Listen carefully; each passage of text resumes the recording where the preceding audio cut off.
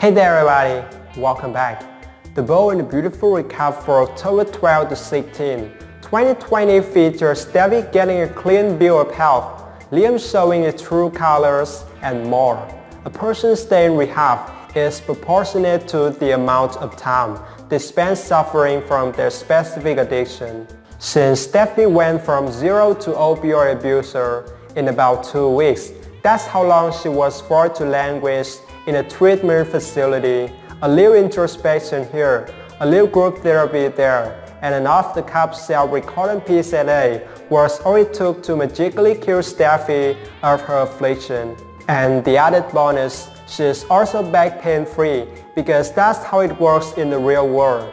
But we digress and move on to the next point, which is actually a question. What does one do with a problem like Dr. John Finnegan? If you are Liam Spencer, you storm around, make sour faces, scream at the top of your lungs, and cast aspersion on his skill as a physician. And you also attempt to make your ex-wife doubt her judgment and question whether or not it would be right to date a man who gaps ordered her second prescription. And you also have to insist that you have no problem with her dating anyone else. It's just this one guy that you really hate.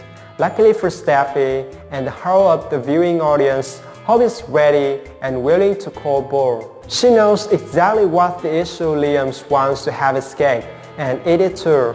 He wants a life with her in bed, but he also wants to have Steffy play side chick and be at his back and call 24/7. Heck, even Thomas has picked up on Liam's hypocrisy and seen here a psychopath who has a real hard time reading the room. That's saying something about how ridiculous Liam is acting, yet he continues to press on.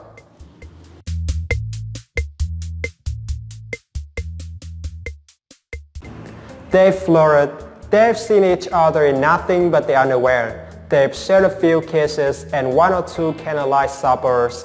But what Carl and Zoe want to be doing is cohabitating. Turns out, a decision to move in together is proportionate to the amount of time a couple has known one another, and since Carl and Zoe haven't spent one night together, in the biblical sense, it probably wouldn't be a good idea to suddenly start playing happy families. It's really the smart make that the only smart thing that Zoe has done since relocated from Vegas to LA. Sorry, everything I've gone through this year has taught me to not rush into anything. Let's just start off with my dad, and then I thought I had Xander to help me through, and then he disappeared. Whatever happened to Xander? Guess that Thomas and Zoe were the only ones allowed to board the forgiveness. Let's get our jobs back at the Forester train. So, Rich had an empty beachfront corner this whole time. Why didn't he stay there after he decamped from Brooks and insisted he had nowhere else to go? But Eric switched pretty directly in Shauna's path. The bold and beautiful as weekdays on CBS.